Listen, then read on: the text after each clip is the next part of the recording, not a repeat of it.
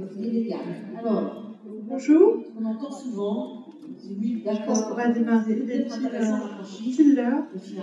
Je suis Valérie Cadieux, responsable commerciale sur les marchés des artisans, commerçants, professions libérales, Groupama. Donc je suis accompagnée. Bonjour, Emmanuel Herplan, je suis avocat à Rennes, spécialisé notamment en droit des assurances. Donc depuis quelques années, j'anime avec une personne de chez Groupama ce petit atelier pour vous informer sur les précautions à prendre dans une activité et aussi en début d'activité sur le regard des assurances de votre activité, de votre personnel, de vos biens. On va ça un petit peu plus en détail, sachant que ça ne peut pas être une information très exhaustive, c'est forcément quelque chose d'assez succinct, c'est pour attirer l'attention sur les risques qui existent au moment où on crée son entreprise et donc il faut avoir conscience pour se prémunir de tout ce qui peut arriver après dans la vie de l'entreprise et de son gérant, de son directeur, de ses salariés, de ses biens. Voilà, donc on va attendre que le PPC se déroule. Donc le thème en tout cas c'est l'assurance, la prévoyance. Sachez vous mettre vous-même à l'abri, vous et donc votre entreprise. Ce qui est important effectivement quand vous créez quelque chose ou vous reprenez un bien, c'est d'établir un diagnostic évidemment avec un partenaire.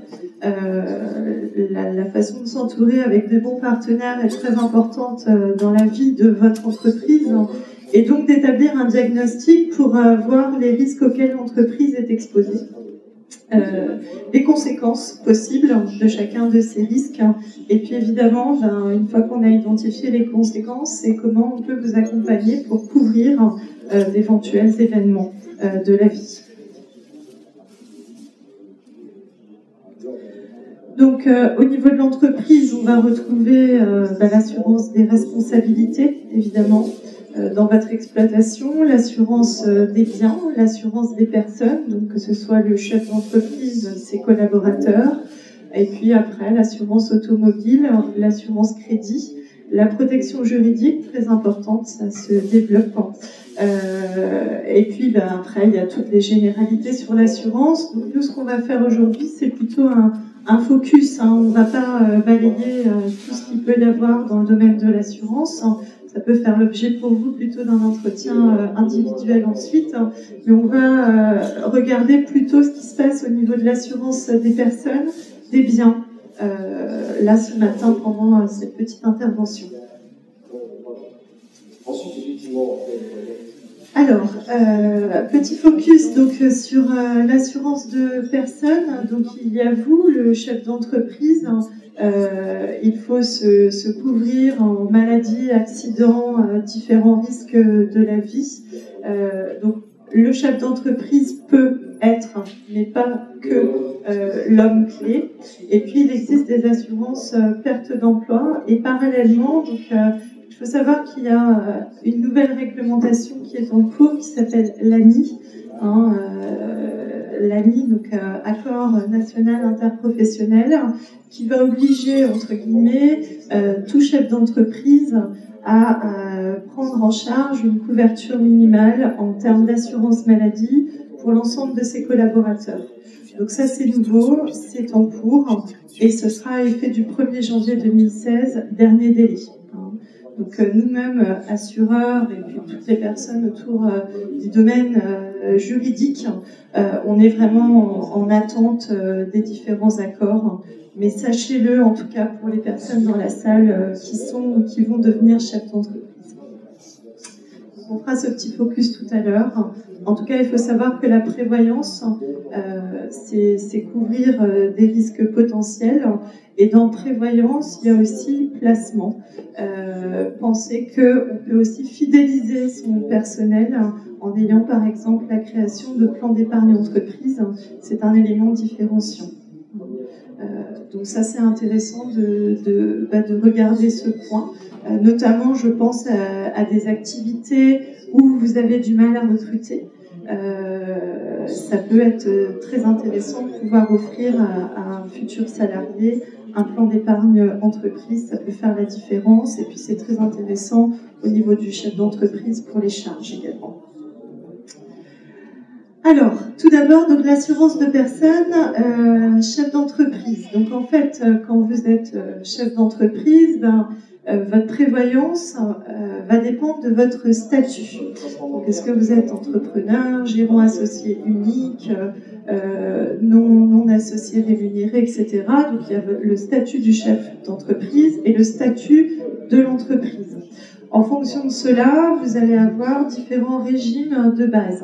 Donc assez fréquemment, dans le commerce notamment, on va retrouver le RSI, le régime RSI, et puis vous pouvez aussi avoir d'autres régimes, comme par exemple la Carpinco. Alors ça, c'est pour plutôt les professions médicales, les infirmiers, les pédicures, les kinés. CIPAV, ça va être le régime de base, par exemple, des architectes. Voilà. Donc en fonction de votre domaine d'activité, vous avez un régime de base. Et en fonction de ce régime de base qui vous est attribué, vous avez des cotisations à donner et en face une assurance plus ou moins importante en fonction du régime de base. Et nous, le métier de l'assureur derrière, ça va être de venir couvrir ce régime de base pour que vous puissiez continuer à vivre, à payer vos charges en cas de pépin, notamment arrêt de travail, invalidité et voire plus grave décès, qui sont les risques essentiels à couvrir en termes de prévoyance. Sachez aussi que se couvrir sur ces risques-là, c'est essentiel et c'est déductible.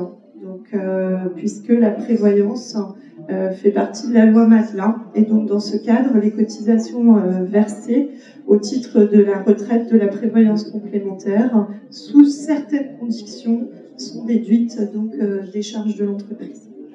Oui, effectivement, ça c'est important de faire attention parce que l'État se désengage de plus en plus de tous ces régimes de base qui se réduisent de plus en plus. Et donc c'est très important de les compléter, que ce soit au niveau de la retraite, parce que nous ne savons pas dans 30 ou 40 ans ce que seront les retraites qui seront versées. Et c'est pareil de la branche maladie, puisque la sécurité sociale ayant un déficit extraordinaire qui n'arrive pas à résorber, eh bien, que les remboursements de base se réduisent et donc la complémentaire prend beaucoup plus de place. Donc c'est important de prévoir ça dans son régime personnel au niveau du chef d'entreprise.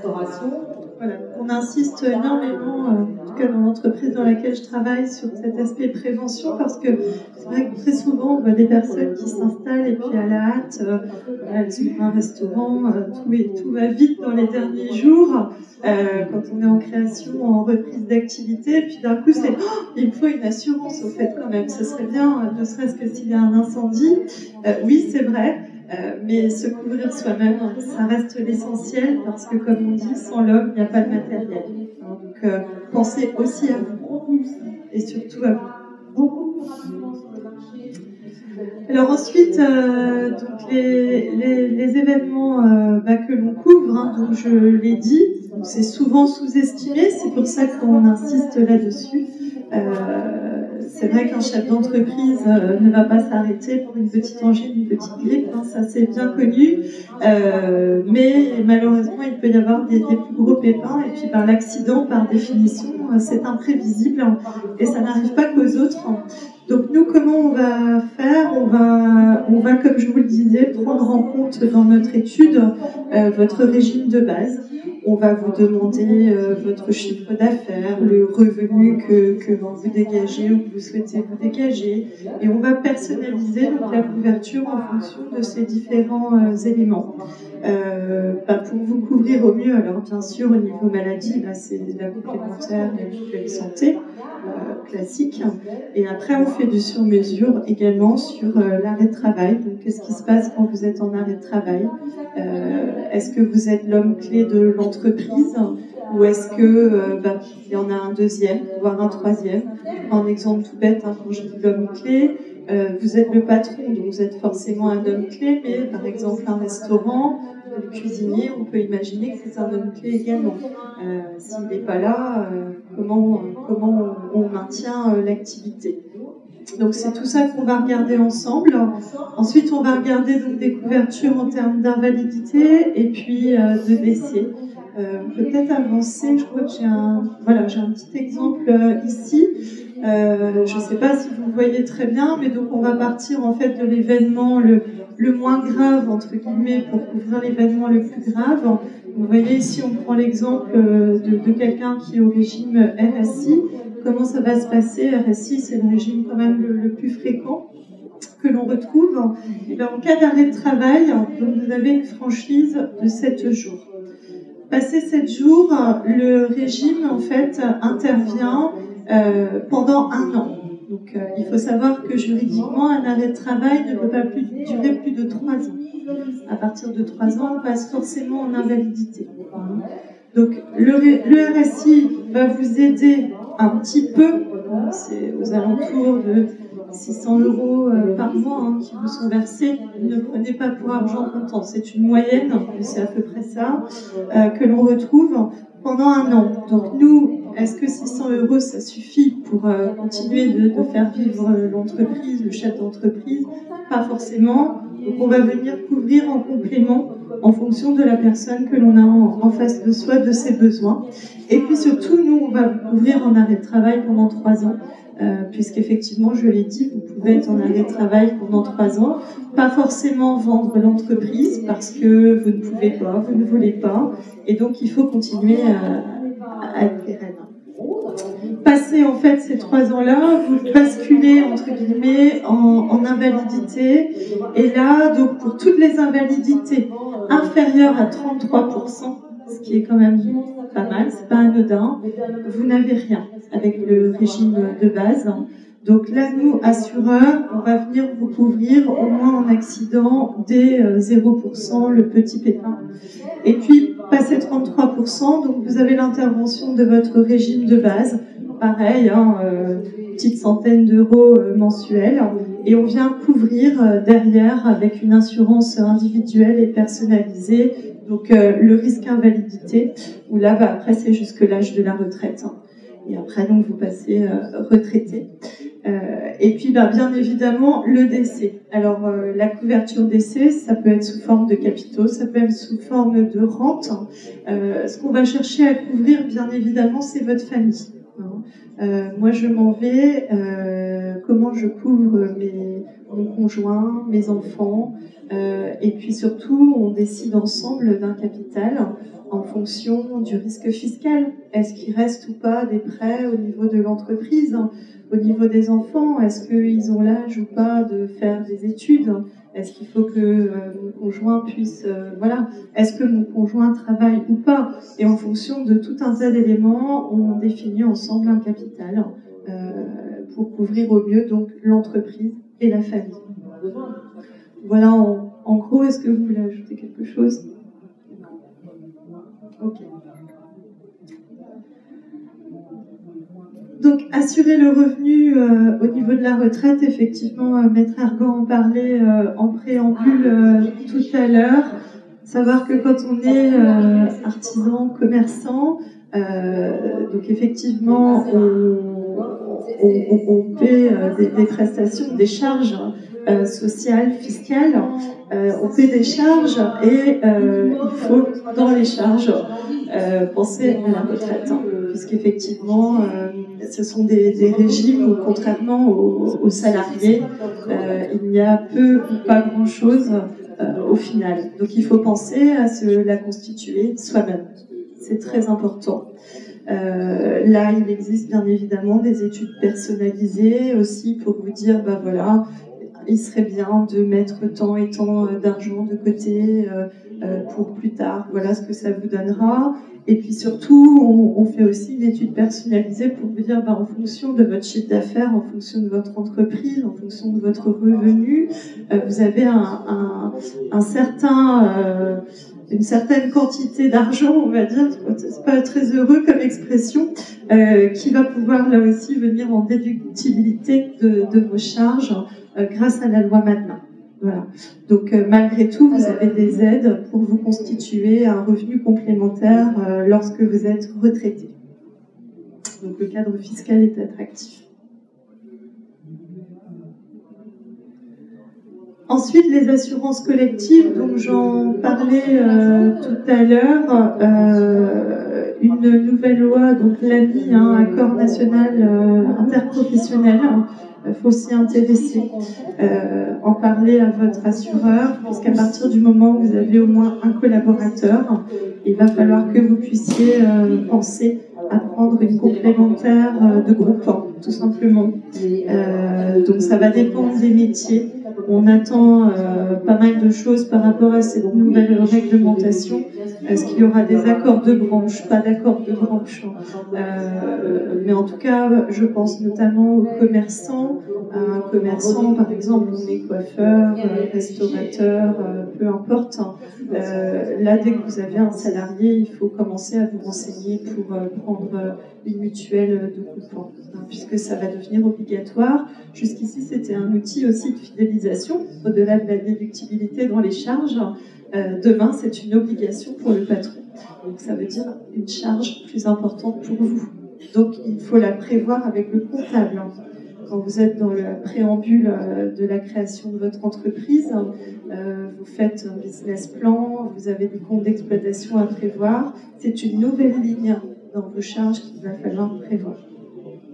Juste une précision, parce que effectivement c'est voté, mais c'est encore en application. Il va certainement encore falloir un petit peu de temps pour que tout se mette en place avec les accords professionnels et puis les décrets d'application certainement qu'on attend toujours très longtemps et qui malheureusement ne sortent que quelques mois ou quelques semaines avant l'entrée en vigueur de la loi. Donc c'est un petit peu au dernier moment. Il faut essayer d'anticiper un petit peu, se renseigner.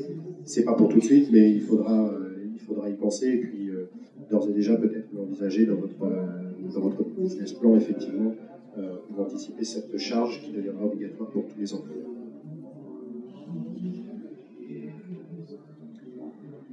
Voilà, alors je disais, je pense que je l'ai dit à plusieurs reprises, vous avez cette complémentaire santé comme outil de fidélisation de vos salariés, et puis vous avez bien évidemment la possibilité, à partir du moment, il faut le savoir, c'est quelque chose qui n'est pas toujours su, à partir du moment où vous avez au moins un salarié, sachant que le conjoint salarié peut tout à fait être compris comme le salarié, vous pouvez mettre en place un plan épargne entreprise pour vous constituer un capital. Donc ce PE, c'est un placement, tout simplement, qui va vous apporter en tant que chef d'entreprise des avantages, puisque effectivement là aussi ça va être déductible de vos charges fiscales et sociales. Donc c'est très intéressant, ça veut dire que vous pouvez vous constituer un capital, défiscalisé en plus après 5 ans sur les charges de l'entreprise. Voilà. Donc après c'est une épargne projet, retraite ou pas retraite, peu importe, mais c'est une vraie possibilité. Et ça pour le coup, c'est un outil de fidélisation pour vos salariés parce que ça n'existe pas partout et jusqu'à preuve du contraire, là il n'y a pas de loi, ce n'est pas obligatoire encore. Donc c'est à la libre volonté du chef d'entreprise et pour les salariés c'est toujours très apprécié. Alors, les collaborateurs, j'en parlais en préambule, donc on a vu à l'instant la couverture prévoyance du chef d'entreprise en cas d'arrêt de travail, invalidité, décès. Après, c'est en fonction de votre entreprise. Donc nous, en tant qu'assureurs, on est là pour vous écouter, vous conseiller au mieux, à voir avec vous dans votre entreprise. Si vous n'êtes pas là, comment elle tourne, qui est le personnage ou qui sont les personnages clés de l'entreprise. Et à ce moment-là, il faut absolument prévoir une couverture pour pouvoir pallier à l'absence de cet homme clé. Voilà, alors il y a le recrutement de cette personne qui va prendre un petit peu de temps. Selon le métier, ça va être plus ou moins compliqué à trouver en fonction des spécificités nécessaires pour exercer l'emploi. Donc peut-être que vous serez obligé de passer par un cabinet conseil, cabinet de recrutement, donc ça veut dire des charges. Et puis après, cette personne, il va falloir la rémunérer. Il y a la rémunération, il y a aussi des charges. Donc on peut vite avoir un trou, entre guillemets, de 2 000 à 3 000 euros comme ça, parce que un des hommes clés de l'entreprise n'est pas là pour exploiter. Donc ça, c'est des choses, il faut être vraiment vigilant et s'assurer pour ce risque-là. D'accord ? Effectivement, là, l'objectif, c'est de pouvoir continuer à exploiter, alors même que quelqu'un d'indispensable est absent.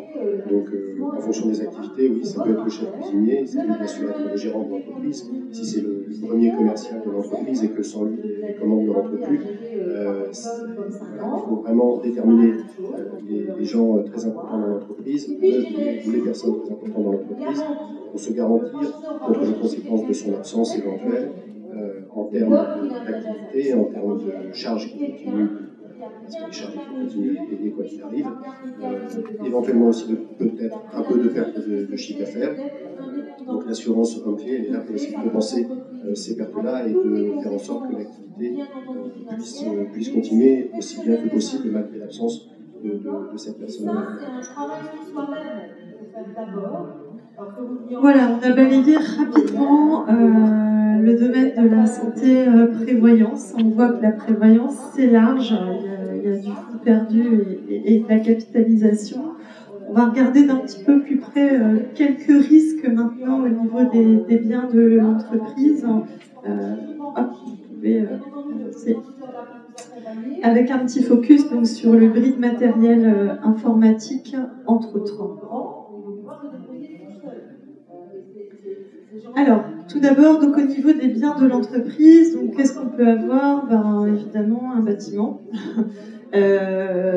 Donc, il faut couvrir ce bâtiment pour les dommages matériels, immatériels, qui pourraient être à la suite, par exemple, d'un incendie, une explosion, un dégât des eaux, une tempête, la grêle, le poids de la neige sur les toitures. On a vu il y a quelques années, notamment sur le département des Côtes-d'Armor, énormément de bâtiments qui se sont effondrés sous le poids de la neige. Donc les catastrophes naturelles, actes de terrorisme, ou tout simplement, et malheureusement il y en a de plus en plus sur ces 3 dernières années, c'est plus 40% sur la Bretagne, des vols, des cambriolages. Là, il faut aussi pouvoir y pallier. Donc nous, évidemment, en tant qu'assureur, on est là aussi pour vous conseiller au mieux et puis pour vous aider à prévenir de ces risques. Alors je dis prévenir, dans prévenir, il y a prévention. La prévention, c'est très important, c'est comment on peut prévenir d'un incendie, quels sont les moyens de prévenir d'un cambriolage, d'un vol, d'un vandalisme. Il y a plusieurs choses qui existent. Et quand on vous assure, quand on vient à votre rencontre, on fait des diagnostics, on fait des visites de risque. Et donc, on voit avec vous potentiellement ce qu'on peut mettre en place en termes de prévention. Donc ça, c'est très important. Et puis après, prévenir, après, derrière, c'est guérir en cas de besoin, en assurant vos marchandises, vos matières premières, les approvisionnements, les aménagements. On fait également des couvertures de risques saisonniers, puisqu'en fonction des métiers, la saisonnalité, les matières premières, ça va être complètement différent. Donc, on a des contrats qui prévoient aussi ces variations.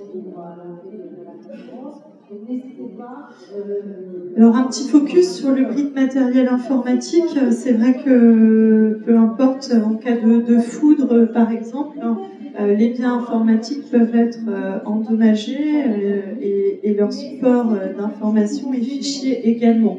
Donc on va penser à couvrir l'informatique et ou la caisse enregistreuse par exemple, mais on va aussi penser à couvrir le support média. Puisque forcément en informatique vous avez des logiciels qui sont propres à votre activité, donc il faut penser à couvrir le média et puis également pourquoi pas couvrir les frais liés à la remise en état du média. Parfois vous allez être obligé de faire venir un comptable ou un expert informatique ou une personne compétente en tout cas pour remettre en cours vos logiciels, et tout ça, ça a des coûts que vous connaissez très bien en tant que chef d'entreprise et que nous, assureurs, effectivement, on prend en charge en cas de pépin. La perte d'exploitation, donc très très important. On vous en parle forcément quand on se rencontre pour assurer un bâtiment, une exploitation, une activité. L'activité de l'entreprise peut être stoppée à la suite d'un incident, d'un bris de machine, d'un dommage électrique, là encore de dégâts des eaux, tempêtes, sabotage, vandalisme, etc. Et en tout cas, la perte d'exploitation, elle va prendre en charge la conséquence financière suite à l'arrêt accidentel finalement de l'activité. Donc vous avez forcément des frais supplémentaires, c'est pas prévu, donc il faut y pallier, et puis une perte de marge brute. Donc quand on se voit, on prend le compte d'exploitation, on va regarder le résultat de l'entreprise, les charges, et puis on va regarder donc la marge brute qu'il faut que l'on couvre en cas d'incident. Et puis on propose aussi parfois une autre garantie qui s'appelle la couverture de la valeur vénale. Si là, pour le coup, vous ne pouvez pas en fait reprendre votre activité. Ici, alors, précision, ici on n'assure pas vraiment un bien, mais plutôt vraiment l'activité. C'est-à-dire que là, l'objectif, c'est, comme ce que je disais, c'est de pouvoir maintenir l'activité, de pouvoir avoir une indemnité qui est versée par l'assureur, pour pouvoir compenser les pertes d'exploitation qui sont liées à un événement garanti par ailleurs, donc incendie, etc., qui provoque non seulement des dommages matériels, mais aussi ce qu'on appelle ici des dommages immatériels, c'est-à-dire les pertes financières. Et donc cette garantie-là permet d'obtenir une indemnité, soit en capital, soit en rente. Je suppose que ça peut être aussi en plusieurs fois, pour permettre à l'entreprise de conserver une trésorerie, lui permettant de payer ses charges, de continuer à payer son personnel, ses charges financières, ses charges sociales, ses impôts, etc. Donc là, c'est vraiment la poursuite de l'activité consécutive à un sinistre garanti par l'assureur.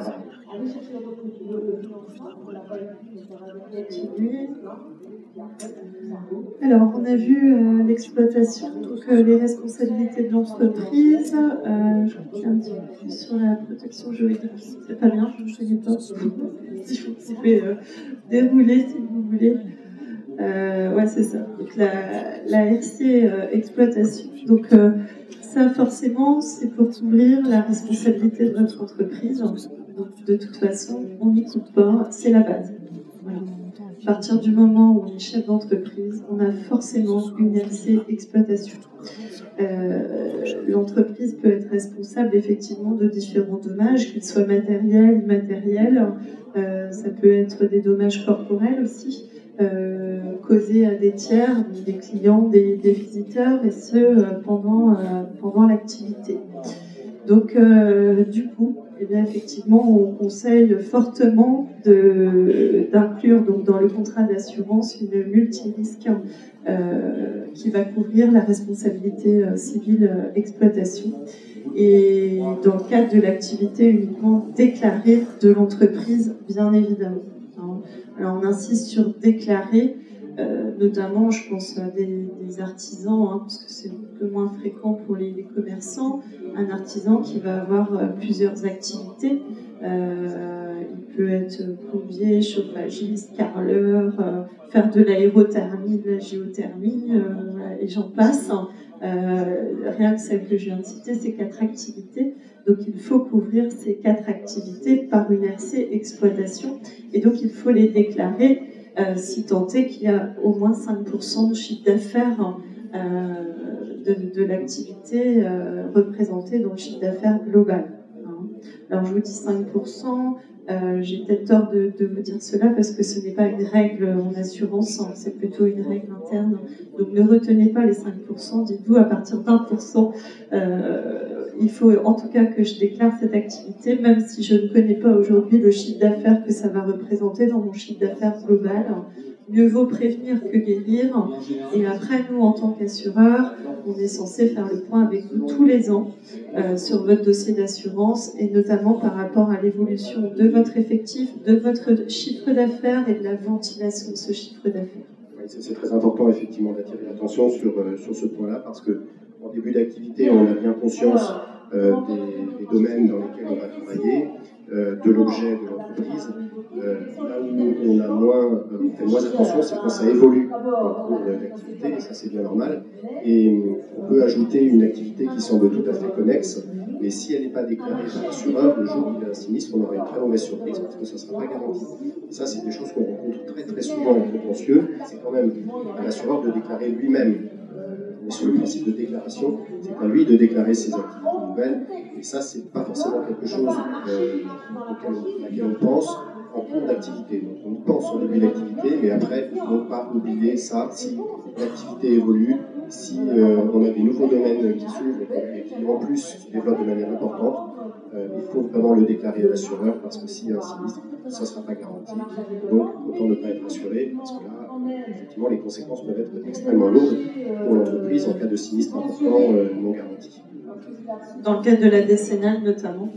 Oui, dans le cadre d'assurance et d'activité particulière, effectivement, la garantie décennale qui garantit pendant 10 ans les ouvrages de construction dans le bâtiment. 10 ans d'abord, c'est très long. Et puis ensuite, ça peut être des sinistres extrêmement lourds.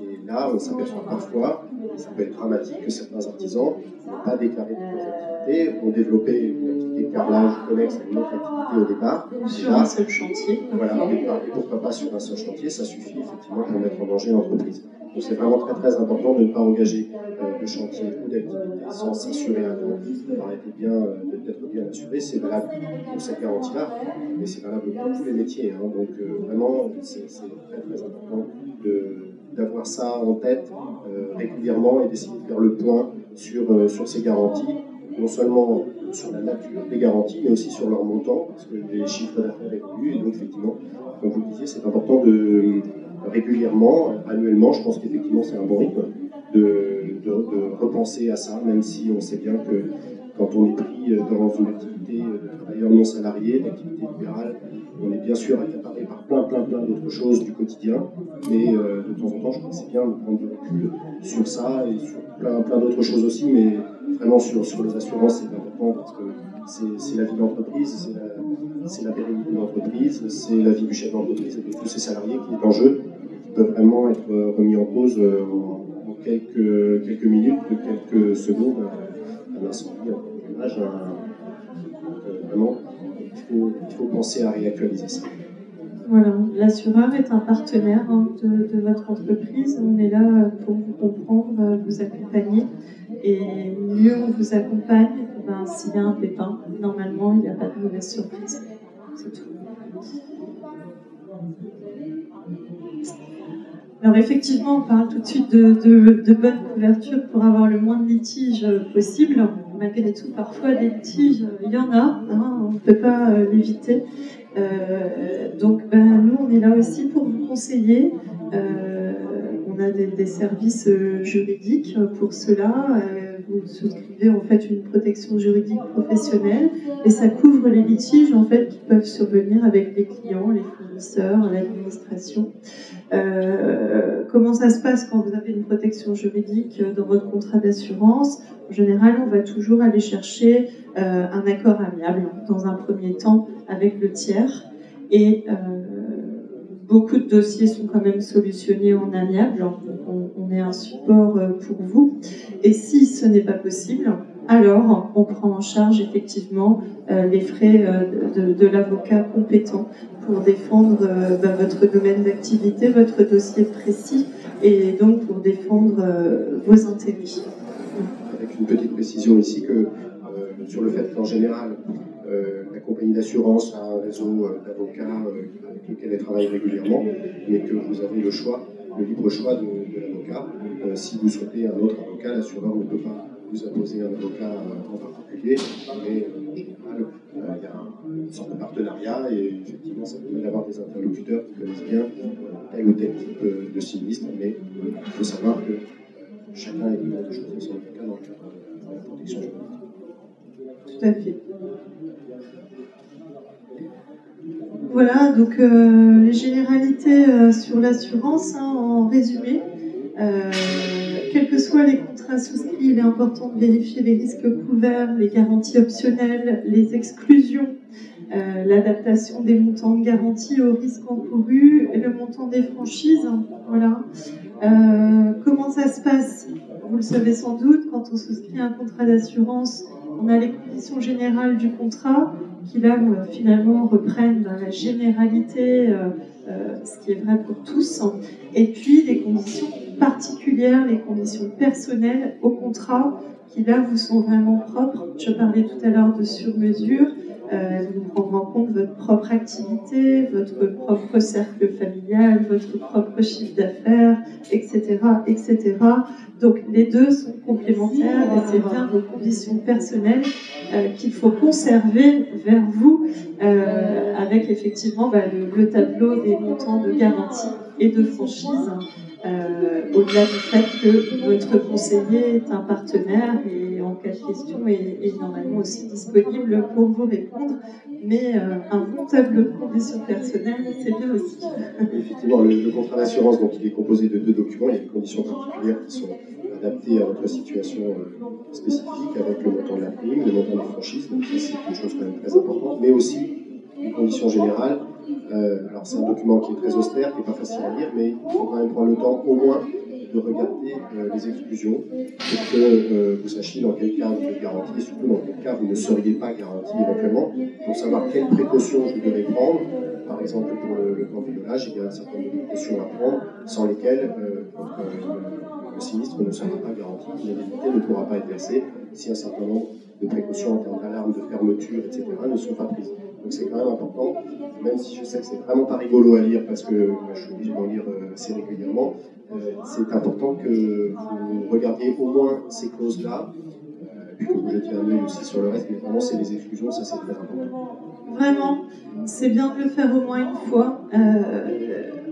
Un conseiller ne pourra jamais tout vous dire, c'est impossible. C'est vrai qu'on peut toujours dire 2 fois sur 10, ah, on ne me l'avait pas dit, mais on ne peut pas effectivement en quelques entretiens détailler toutes les conditions générales, c'est pas possible. Donc on essaie effectivement de détailler les choses que nous on croit les plus importantes en termes de prévention, ou de dire là vous avez les franchises, etc. Mais c'est non exhaustif bien évidemment. D'où l'importance de regarder les conditions générales. Et donc en conclusion, vous l'avez compris, alors une jeune ou moins jeune entreprise, mais en tout cas d'autant plus une jeune entreprise est vulnérable sur le plan financier. On n'est jamais à l'abri de rien. Donc si un sinistre survient, il faut faire de sorte que ce sinistre ne mette pas en péril l'activité, tout simplement. Et d'où l'intérêt d'un bon diagnostic initial. On boucle la boucle. L'assurance fait partie intégrante du projet dans le business plan. C'est un élément financier à prendre en compte, mais c'est surtout de se dire c'est un partenaire qui peut m'aider en cas de besoin à poursuivre sur mon activité. Oui, là, c'est vraiment du cas par cas. Il faut activité par activité, entreprise par entreprise, identifier les risques en fonction de la nature de l'activité. Est-ce que c'est plutôt des risques immobiliers, plutôt des risques financiers? Est-ce qu'il y a beaucoup de mobilier? Je pense par exemple à un garagiste à qui on confie des véhicules au arrêt. Il doit s'assurer pour les véhicules qui lui sont confiés parce que s'ils sont détruits, il est responsable. Donc, en fonction vraiment du type d'activité, il faut bien identifier les risques et voir après, évaluer à quelle hauteur et dans quelles conditions on va s'assurer en cas de sinistre, que ce soit un cambriolage, etc. Merci beaucoup de votre attention. Si vous avez des questions, voilà, on peut essayer d'y répondre individuellement ou en séance.